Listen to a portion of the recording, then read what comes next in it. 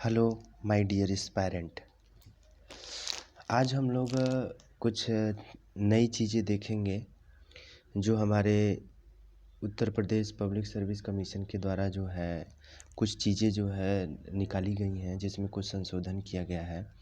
और आज हम लोग बात भी करेंगे कि हमारी जो असिस्टेंट प्रोफेसर की जो परीक्षा है वो कब होगी, इसके लिए क्या प्लानिंग की जा रही है। देखिए, अब हम इसमें देखते हैं कि इसमें दिया है प्रवक्ता की तरह ELT ग्रेड भर्ती भी अब 2 चरण में की जाएगी। जैसा कि हम लोग जानते हैं कि जो प्रवक्ता होता है, जैसे GIC का जो PGT का पेपर होता है, उसमें पहले प्री होता है, उसके बाद में जो है क्या था, मेंस होता था। तो अब यहाँ पे इसी तरह से जो है प्लानिंग किया गया है। आयोग के पास ये 2 चीज़ों का संशय था। जब 2018 के बाद वैकेंसी अभी तक नहीं आई थी, तो प्लान यही किया जा रहा था कि क्या इस वैकेंसी में संशोधन किया जाए कि नहीं।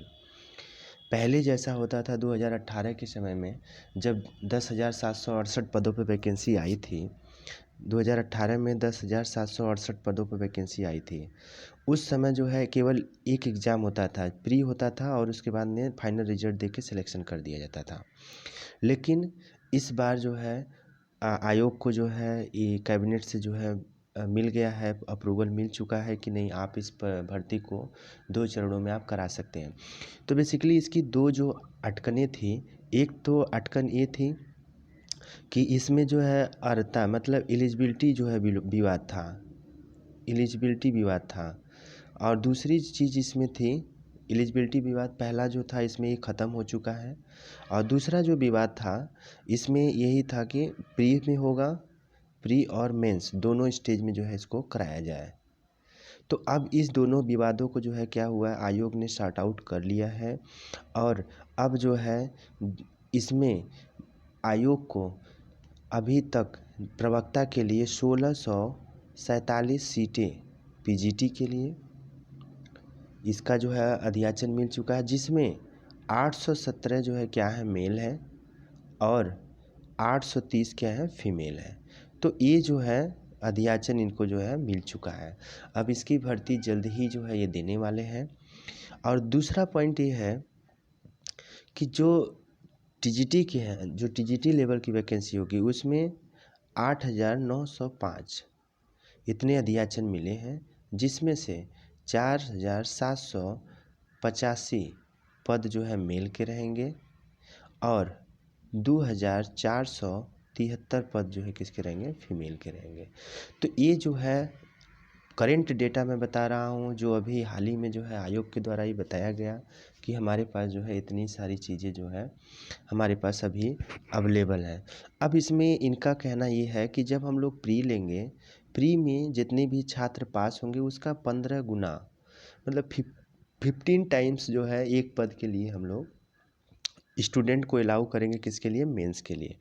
तो ये जो है संशोधन अभी तक जो है आयोग के द्वारा ये दिया गया है। और अब इसी की कड़ी में ये वैकेंसी तो आनी ही है, आएगी। अब इसका जो भी लेट लतीफ़ जो हो रहा है, अब इसको संशोधित करके जल्दी से इसको लाने की कोशिश की जा रही है। दूसरा बात, अब हम लोग आते हैं मेन पॉइंट पे। जो हमारा मेन पॉइंट है वो है हमारा असिस्टेंट प्रोफेसर। असिस्टेंट प्रोफेसर का एग्ज़ाम बहुत ही ज़्यादा जो है कॉन्स्पिरेसी में इसमें फंसा हुआ है। इसका कोई भी जो है सॉल्यूशन नहीं दिया जा रहा है। आयोग भी बिल्कुल एकदम गुपचुप बना हुआ है। इस कंडीशन में अब एक खबर ये आती है कि JEE मेंस की परीक्षा जो होने वाली है, उसमें प्रयागराज की जगह अब वाराणसी में सेंटर दिया जा रहा है। अब हमें इस बात से ये हमें पता लग जाता है कि जब प्रयागराज की जगह सेंटर जो है हटा के बनारस कर दिया गया है, तो क्या हमारे लिए ये अथॉरिटी दे सकती है सरकार कि नहीं, हमारा एग्ज़ाम जो है प्रयागराज में होगा। क्यों?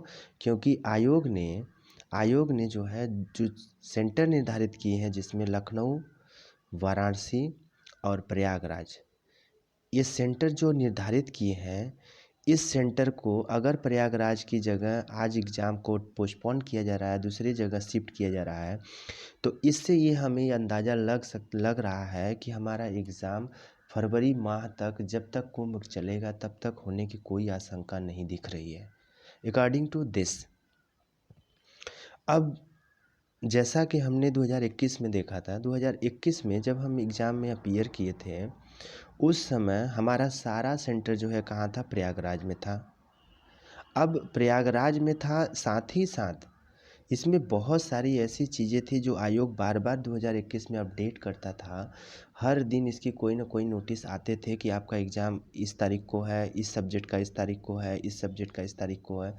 लेकिन इस बार आयोग जो है ऐसा कोई भी बात जो है नहीं कह रहा है। तो हम ये मान के चलते हैं, 99% हम ये मान के चलते हैं कि एग्ज़ाम जो है किसी हाल में फेब में होने की आशंका नहीं दिख रही है। आपके क्या विचार हैं? आप अपने विचार कमेंट बॉक्स में ज़रूर करें।